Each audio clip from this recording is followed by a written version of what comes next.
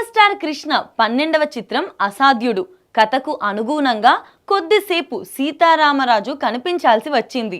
ఎప్పుడైతే కృష్ణ సీతారామరాజు గెటప్ వేసుకున్నారో అప్పుడే ఆ విప్లవ యోధుడిపై సినిమా చేయాలని డిసైడ్ అయ్యారు.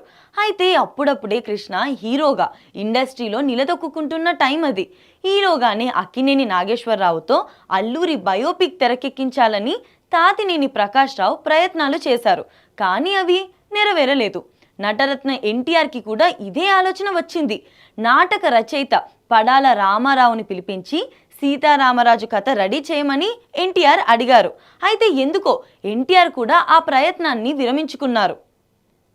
దేవదాసు నిర్మాత డిఎల్ నారాయణ శోభన్ బాబుతో అల్లూరి సినిమా తీయాలని భావించారు. కానీ అది కూడా ఆగిపోయింది.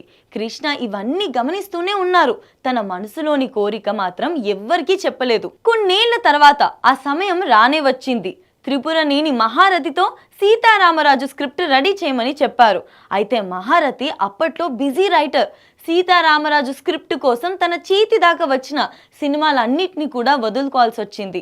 ఎందుకంటే అల్లూరి లైఫ్ స్టోరీ అంటే ఎంతో రీసెర్చ్ చేయాలి.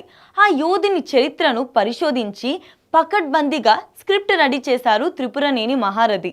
1973 డిసెంబర్ 12న సీతారామరాజు షూటింగ్ ప్రారంభమైంది.